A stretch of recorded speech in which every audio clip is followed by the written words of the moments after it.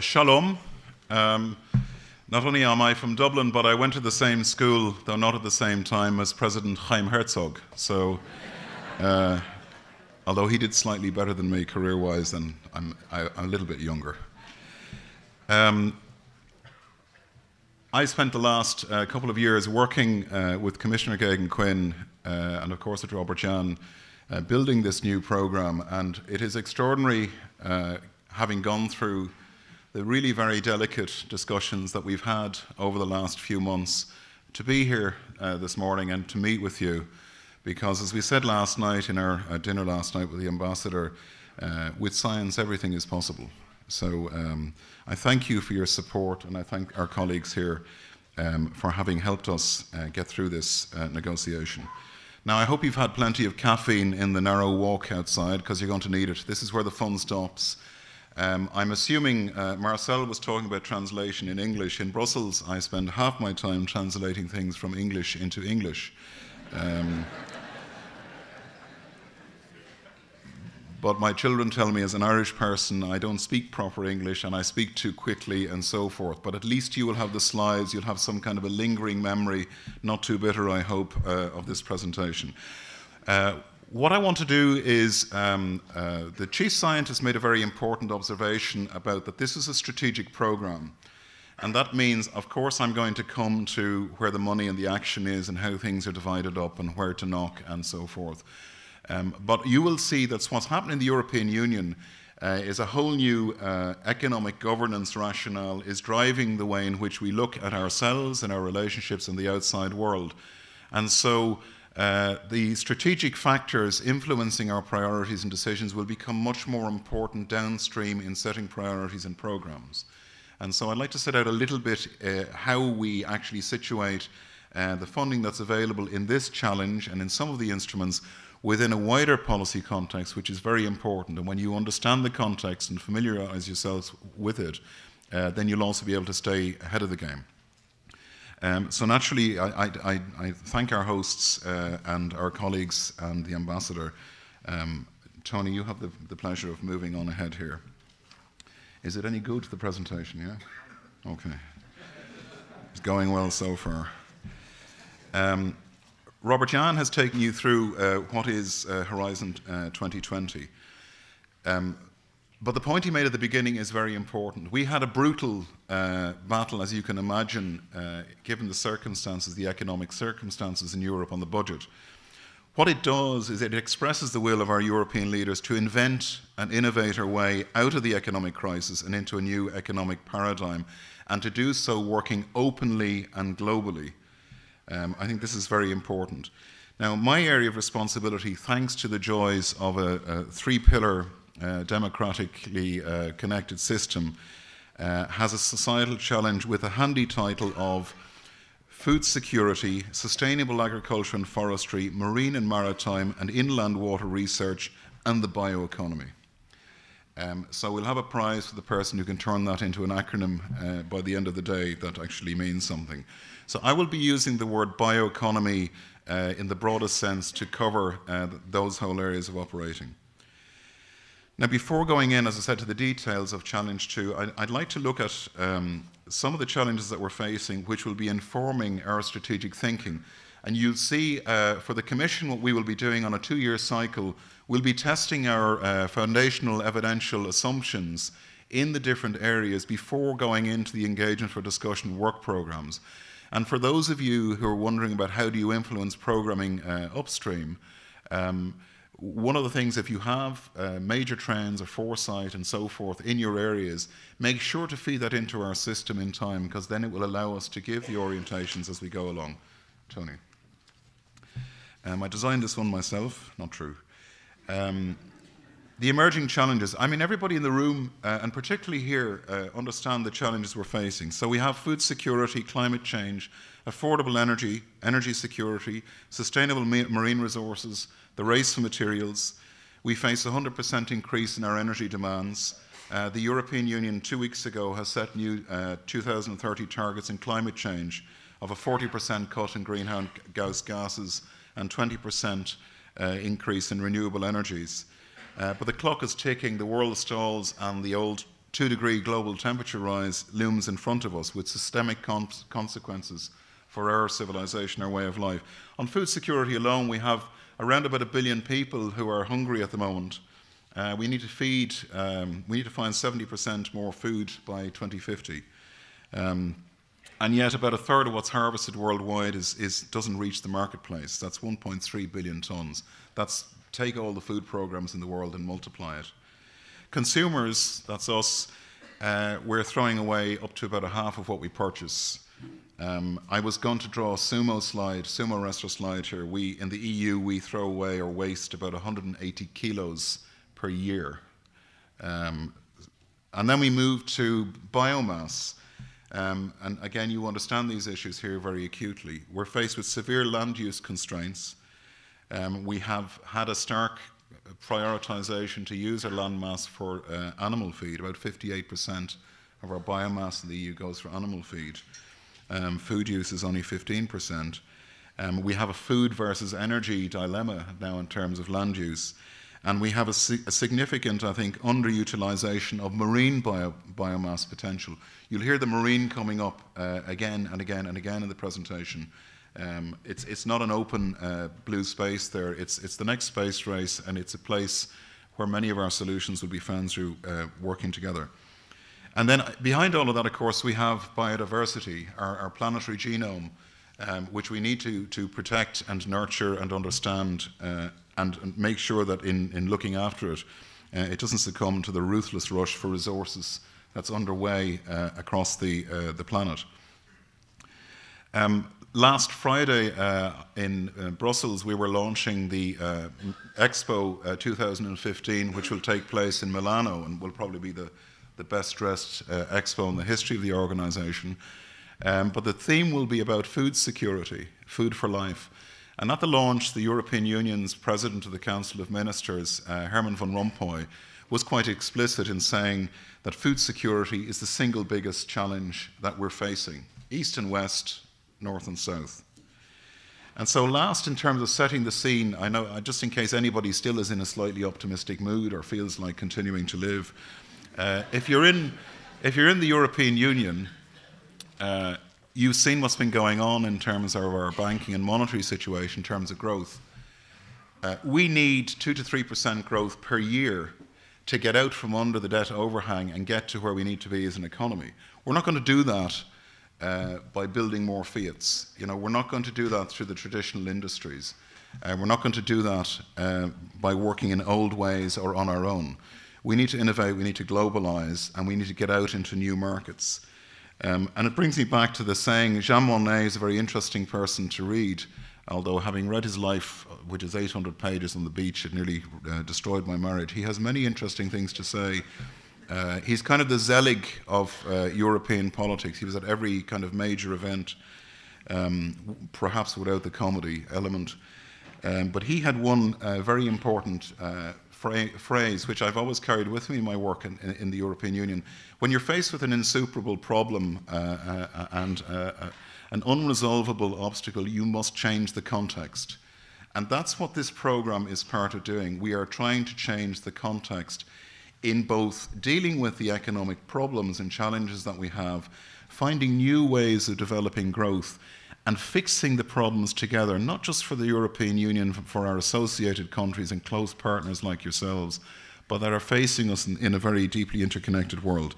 And I think when you look back at the history of economics or whatever, you very often find that the economy follows what starts off in food happens in the economy, whether it's the shift from hunter-gatherers to settle in arable land, or the use of rotation in the Middle Ages, or the generation of economic surpluses, which was the foundation of the modern economy based on growth, where we find solutions in the area of food, we find solutions for the rest of our economy and society. So we're in this big transitional moment now.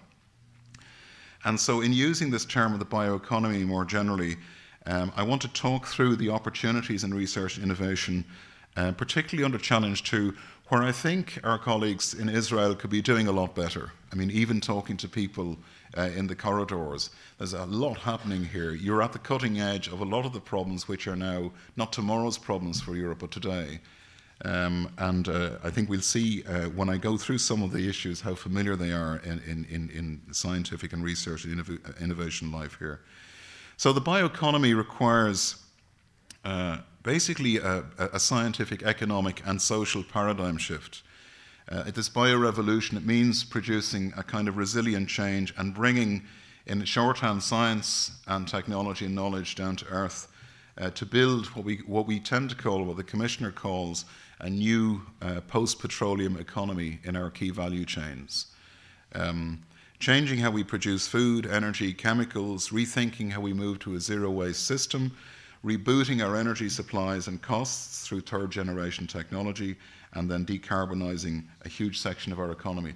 And the other aspect about this is when we actually do get out and build this bioeconomy, a lot of the jobs will be local, and they won't be jobs which can shake and move around. We know also in this sector that 80% of productivity is coming from doing more with less. So we need to hardwire into it business models.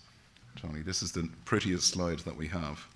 This is how it's all going to look when we have everything sorted out. This is by 2020. Every part of the European Union will look like this. More or less, you know. Terms and conditions apply.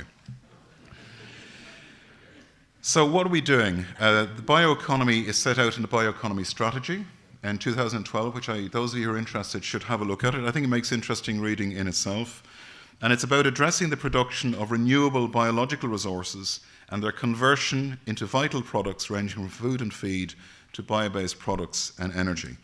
The sectors involved in the bioeconomy in the European Union employ about 22 million people. It has an annual turnover of about 2 trillion euros, and it accounts for about a tenth of our employment. And this strategy, to give you the shorthand, is built on 3 priority pillars, and then you'll see where the programme fits in. Investment in research, innovation and skills, very importantly. Dealing with the policy fallout and engaging with stakeholders and the reception and socialisation of the changes. And then very importantly, using what is probably unique for the European Union in that we actually have market-enabling, market-forming powers. So building markets and competitiveness. And you'll see in this bioeconomy communication, there's 54 specific measures. And part of the investment that is set out in this strategy, you will see, is in Horizon 2020. So in Horizon 2020, in Societal Challenge 2, you'll see there's about 3.8 billion euros that will deal with these issues, and another €500 million that will deal with the biotechnology in the industrial pillar.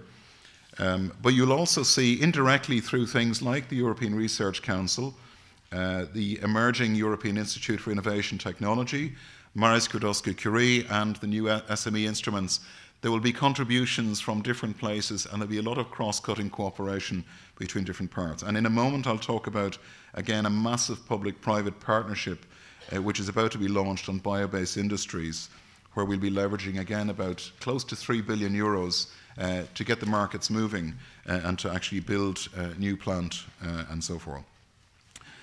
And just to give you an example again, in parallel to all of this, we're using the European standard setting mechanism, CEN and CENELEC, as some of you will know, to make sure that we have standards for bio-based products in place by the end of next year. So you see, it's a major context, it's a major shift, and we expect to realise an added value of about 10 euros for every euro that we invest. So that's kind of the policy context. Now we get a nice complicated graph where you can see how rational and structured all policy making is in Brussels. I think most of you will be familiar with the different aspects that are there. They stand out for themselves. I think the main thing is to, again, take away from what Roberт-Jan was saying earlier on. We're not into the business of just shoveling money anymore. This is not about inputs, it's about impacts. And you'll also see, if you read the small print in the programme about the first criteria in the evaluation committees, we're looking first at impact. And I think a lot of the people in this room know about impact and will have a strong part to play in that. The trends in themselves, I think, and the drivers you're familiar with. I've mentioned some of them earlier on, and so I'll leave you in peace on that one. We go on to the next one. Tony. Strategic analysis, strategic action. Again, just a short phase. I said at the beginning that this is, following on what the chief scientist had said, this is a strategic-driven program, and there are processes involved which, if you have trends or evidence of that, can be brought in into the framework of setting priorities. So the main thing I want to say under this slide is, I said it in shorthand, it's not just about science, it's not just about research, it's not just about innovation, it's not just about markets, it's also about how societies, our communities, are going to cope with the world they're going to find themselves living in. How are they going to adapt to some of the technologies and changes, to the very fundamental and very intrusive, perhaps, parts of their lives which will change? So part of this, and it's been a very strong message of Commissioner Geoghegan-Quinn, there's a call to arms to the social sciences and humanities to engage yourselves and anchor yourselves in the middle of these hardcore challenges. Because as we've seen in Europe, if you just take the GM debate, you can have the best science in the world and it's going nowhere if we haven't worked out a way of receiving science and building public support and building the incentives into what we're doing that meet the requirements of science. And there's also, of course, the ethical aspects too. Next slide, Tony. Now, you saw earlier on in both the presentations of the two Directors General what was fairly positive level of participation of Israel. All I would say here is the Israeli participation rate in this area, I think, is too low. It's about 14%. I think you can do a lot better. I think if you see the kind of areas that you're involved in, you can perform a lot. You have a lot more to bring, I think, to the show, and for other people who are going to be trying to learn about some of the areas that you know a great deal about. I mean, if I just mention some of the areas you've been involved in, which have been very successful, agricultural research relating to climate change adaptation and mitigation, irrigation technologies, precision livestock farming, aquaculture and fisheries, animal health and animal diseases, and of course biotech in terms of bioproducts, microalgae biorefineries, or genetic modification and engineering of microalgae to deal with new vaccine production. So it's not that there's a lack of talent or innovation there, but I think you can do a lot more in this area, and you can bring a lot more to this area in helping us to fix some of the problems that are there. Israel is also very involved in some of these very important IRANET operations, in 8 of them, in a number of these areas. So it's good, but I think you have greater opportunities there. Next. Now here are the objectives of Societal Challenge 2, and as you can see, they're no longer thematic. So we're really looking at where we're going to end up and how we're going to get there. Most of these issues will basically function or turn around calling to make the best use of our biological resources in a sustainable way. So we're going to get to this objective by developing productive, sustainable and resource-efficient primary production systems on land and at sea, fostering related ecosystem services and the recovery of biological diversity, alongside competitive and low-carbon supply chains. I mean, there's a lot packed in to that delivery process. And so under this challenge, we'll have around about 480 million of opportunities directly in the calls for 2014 and 15. And you'll see that a couple of the calls are indeed very, very cross-cutting. Here on this slide, we're trying to put everything in one place. You can see under the 3 calls, sustainable food security, blue growth, and the bioeconomy, the main kind of topic areas that are there and the amounts of money which are available. But as I said, some of these are very cross-cutting and interdisciplinary. And I think this is going to be one of the features as well. If you want to succeed in what's going to be very, very competitive bidding in Horizon 2020, you know, come at it from different points of view, from different sectors, from different faculties, from different disciplines, because that's what will make well, it's what will build the solutions and what will make very competitive proposals. So sustainable food security in brief, we've got about 17 topics. All of this, by the way, is available on the participant portal. We've tried to change the way we don't communicate in Brussels. We've had an interesting idea of having fully searchable websites. We've never heard about these things before. It was a big shock to us. No, quite seriously, a great deal of thought and energy and collaboration with our colleagues has gone into trying to create as transparent and open and simple to read a participant portal. And by the way, feedback is going to be very important to us in the early stages. So a lot of what you need to know is there, and most of it is almost English, Marcel. You'll be glad to hear. You shouldn't employ Irish people to write these things.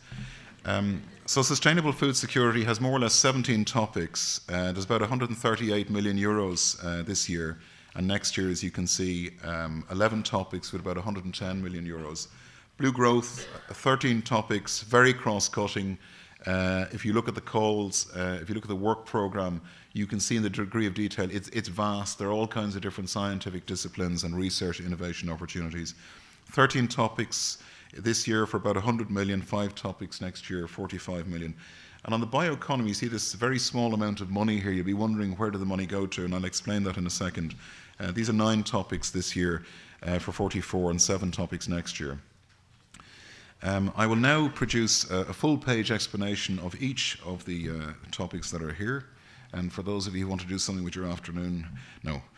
These are the basic topics that you'll find in the work program, and under each of those is a very clear description of what the topic is aiming to achieve, what the impacts expected are, and what the indicative budget lines are.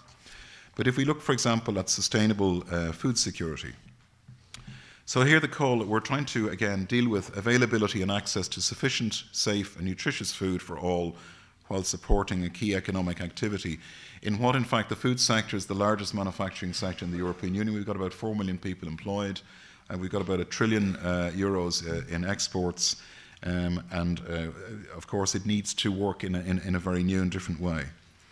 So here we're going to cover the whole food chain, including both supply and demand sides, and we'll also be dealing with aquatic and terrestrial food production. And the kind of topics that we see here will be dealing with things like eco-intensification of production, sustainable management of natural resources, valuation of ecosystem services, dealing with climate change mitigation adaptation, sustainable food chain, and then all the issues that are related to our what they call affluenza, I suppose, about obesity and diet-related issues, and a global food security system. Now on blue growth, I mentioned the marine a couple of times at the beginning. This is really, this is a major reframing of importance. The marine aspect of research and innovation will play a much more significant part, both at the level of policy in the European Union, in terms of our international cooperation, and in terms of our investment over the coming years. I mean, it is the great new inner space race. We need to work together to understand first of all, the biodiversity that we have there, to build new observational platforms, to build new innovations. It's the new source for biomass, it's a new source for pharma, it's a new source for almost anything you can think about. And we're at a critical point that it can be done in a cooperative and collaborative way. So in blue growth, again, you'll see there's a vast variety of different kind of sciences. This is one of the things that you'll have to look at. Don't just think, well, I'm doing personalized medicine, so I go to the healthy aging challenge, or I'm doing microbiology and I go over here. You'll see that different disciplines and sciences can apply themselves in different ways, and the most successful participants will be most successful at doing that. So in blue growth, again, of course, we're looking at the fact that our bioresources only provide in the oceans about 15% of animal protein, and if we're dedicating 58% of our biomass to animal feed on land, and we need to use the land for all kinds of different things, you can see that the oceans and the inland waterways indeed will be a very important area for development in the future. Blue biotech, for our investors here, I understand that everybody in Israel is a potential startup or investors, but here we're looking at, or a successful one. I've been told everybody's a successful one as well. Irish people are good at talking, we're not quite as good at delivering, but Blue biotech, we're looking at expected minimum growth rates of between 5 and 10%. So this is a very exciting area for those of you who want to build new businesses. And if we look at deep sea mineral extractions, we can certainly look and find at least 10% of the world's minerals and deal with some of these resource issues which are creating difficulties around the world there. And of course, for more familiar issues like renewable energy capacity, we need to extend it up to 40 gigawatts of offshore wind capacity by 2020 and increase our ocean energy up to about 3.5 gigawatts. We expect about 7 million people to be employed in these sectors by the end of the decade. So here again, you've got 5 very largely cross-cutting priority areas with 17 topics.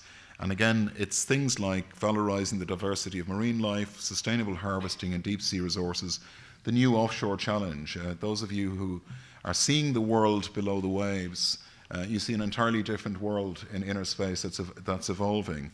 And how we, of course, are going to deal with the requirements of, sustainably and safely dealing with the resources in our ocean beds means we need to find new technologies. Ocean observation technologies, which are hugely important for a whole range of different issues, not just climate and tide and energy, but also biosensors and biopharma and the genomic aspects. And of course the socio-economic dimension, because the impacts will be felt locally and will require us to make some difficult decisions. But again, as I said, because this is an area which is very exciting and it's very interesting, it is at the top of our international the agenda for connecting at international level around shared challenges. So you will see that last year we agreed with the United States and Canada to start to map the North Atlantic together and to start building infrastructures and to start collaborating, to start investing in what we need to do. And we will continue that collaboration on into the Mediterranean and other sea basins in the coming years. Now, last but not least, you'll be glad to hear, for those of you who've got the toothpicks in your eyes at this point, I've never actually fallen asleep while speaking, but I'm waiting for that. So this one I call the Bioeconomy Call. I have a deep-seated difficulty with acronyms, having worked in this area for a few years, so I just call it the Bioeconomy Call. Some of you like to call it ISERD. But the Bioeconomy Call, again, in terms of money, you'll see that the money is being deployed in a slightly different way, but it's interesting in itself. So this third call, of course, is about supporting sustainable agriculture and forestry management processes, providing public goods and innovative products, and fostering innovation, including, I think what's very important, social innovation in these areas, in rural areas for inclusive growth, and enhancing innovation in the bio-based industry for smart growth. It was very interesting when I visited with Ayala yesterday to the ARO, the emphasis that's made on working closely with local communities and the people who are closest to what's happening on the ground in this area, in terms of it can be farmers and so forth.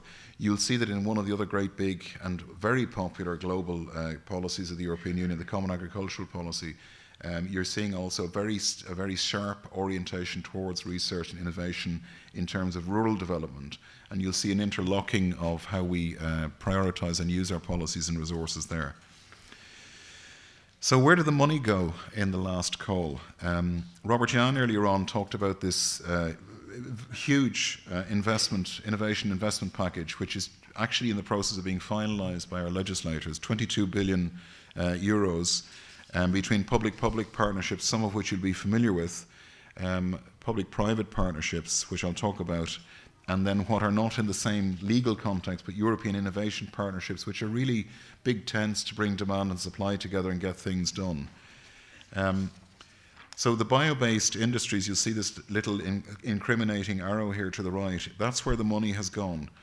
The bio-based industries is an attempt to create an entirely different way of getting this bioeconomy built through collaboration between public and private partners at EU level, and which will have its own call system. So what we're trying to do here, we're putting in around about more or less a billion. It'll be slightly less probably at the end of the negotiations from our side, and industry will be bringing at least 2 billion from their side, and maybe more as we move on, to do what is a very innovation focused program, and to really put in the foundation stones for the bioeconomy across Europe. So these investments, which will be managed through calls, which you can all participate in, and indeed when the regulation is finally signed off and everybody's signed off our own love letters to each other in April, it will also be possible for people to think about participating in the consortia who need to widen their base. So, I mean, the major investment is about these bio-based industries to use renewable biological resources for the production of bio-based products and biofuels. We want to build new value chains, sustainable value chains, linking previously unrelated primary producers and managers of organic waste with industries. Industries such as chemicals, biofuels, pulp and paper, sugar and starch, technology providers, industrial biotechnology, engineering, are all part of the industrial consortium that has been built up and that will be moving towards a sustainable, renewable, bio-based resources. We're looking at leverage, as I said, of nearly 3 billion euros in this process. The budget is fixed for about 7 years. It's important to know this is an industry-driven agenda. So this is really about moving beyond from the applied down to the demonstrated, the pilot stage, and I'll come back to the priorities I mentioned at the beginning of the strategy. So structuring the sector to achieve impact, covering longer value chains and joining them up and connecting them, and a much higher level of SME participation. You will see the idea here is not to build new incumbent giants to solve yesterday's problems. Not that we've ever done that. But it really is about getting the people to convene around investment, to work with the union, to build the framework, and then there will be calls, there will be open participation, and there will be great opportunities. And to give you an example of how impact-focused the joint undertaking is, we have to build, by 2020, 5 flagship biorefineries. We need to develop 50 new bio-based materials. We need 30 new bio-based consumer products. We need to build 10 new bio-based value chains and at least 5 new chemical building blocks. So you can see it's very targeted on getting things done. So it's a great opportunity for people from different disciplines and businesses and that to really get involved in doing this. The first call this year, because the regulation is only being adopted and the bodies are only about to be set up, will be around about June or July for about 100 million euros. There'll be 10 or 15 grant agreements, and there'll be a lot more money then coming on stream next year when the bodies are actually set up. So you'll see here there are these opportunities that are not necessarily visible when you read the calls, and that's why it's very important to work with your national contact points to see how to connect. It's nearly over. Marcel very kindly, late last night, said to me, why don't you go in and talk about industrial biotech and leading industrial technology? And that's just great, but I didn't bring any files with me on that. So I'm now going to improvise on industrial biotechnology. And so 4 years working at the political level, I hope, will be of some help in being convincing in doing so. I mentioned at the beginning there's a budget of around about 4.3 billion euros in total for the areas dealing with the bioeconomy. And you will see there's 3.8 billion which is in the societal challenge. There's around about $500 million which is for the industrial biotech aspects of the bioeconomy, but that will be managed through the industrial pillar of biotechnology. So in the programme, the first pillar is excellence, it's the ERC and FETS and Marie Curie. The second pillar is the industrial technology, enabling technologies, and the third pillar is the challenges. So although the money is coming from the bioeconomy, it will be managed through the industrial pillar dealing with biotechnology. It won't feel like that to you. We will make sure that everything works behind the scenes. And just simply to keep Marcel happy, which I understand is the main purpose of our event here today. It's a lifelong job, I hear. For the calls for this year, there'll be around about 50 million euros this year in calls for the industrial biotech dealing with aspects of the bioeconomy. And the topics, there'll be synthetic biology for about 18 million, construction of organisms for new products and processes, and the tech readiness level there is 3 to 5. And then for the next 2 topics, there's around about 30 million. The first one being widening industrial applications of enzyme processes, and that's closer to market again, that's tech readiness level 5 to 7. And then thirdly, downstream processes, unlocking biotechnological transformations, tech levels 5 to 7. In addition to that, Jean-David will be speaking later on, who's talking about the SME instrument. There will be an SME instrument element for industrial biotechnology this year and next year. This year it's for around about 3.8 million. Again, it's broad title, Boosting Biotech-Based Industrial Products. And what's different about that, you'll see that all the calls, normally we're moving to a 2-stage process. This is an important aspect too. In business investment terms, I was talking to somebody out in the corridor, you don't have to bring the Rolls-Royce to the door for the very first application. We'll have a 2-stage process which you're familiar with in some of the more advanced research and science systems. And we will normally, for most of the calls, you'll have the first stage call, which in the case of this year will be in March. It's coming up soon. And then the second phase later on, which will be in June. For the SME instruments, it's an open instrument which will have 3 windows, but it will become permanently open to participants. And that will be something I think is really worth, those of you who are looking at close-to-market innovation, some of you are talking about small companies who don't feel perhaps ready to deal with very large projects. That will be a great opportunity there to deal with that. In 2015, there'll be around about 30 million available in industrial biotechnology dealing with bioeconomy. Again, you'll see new bioinformation approaches in the service of biotech. Another topic is metagenomics as an innovation driver, and then again the SME instrument for about 2.4 million. Convincing? Clear? Don't ask me any questions. That's why John David is there. He's the master of all he surveys. So to conclude, which is probably the best phrase in a presentation, there's 3 messages really that will come out. It's coming out at the level of, I think, what the European Union has expressed in terms of our close relationship with Israel politically. It's been expressed in terms of this very radical, I think, new program by Director General Smith this morning at the level of the program. But at the level of science and technology and innovation, the basic message is engage, collaborate, and participate. I think this is going to be a hell of a program, and I think you can get a lot out, but you can bring a lot to us in terms of helping us to work together to fix some of these problems. Now, I know a lot of you like lots of numbers and dates and things on a screen. So this is the practical information. This is all available on the participant portal, as I said. If you have any questions, participant portal first, and then your national contact points second. You see the way the different dates are set out. Basically, single stage, which are very, very limited. These are the Common Support Assistant Networks and the IRINETs. But most of the collaborative actions have the deadline at the 12th of March, and the second stage, the 26th of June. And then you see the SME instrument has 2 different phases and 3 windows. I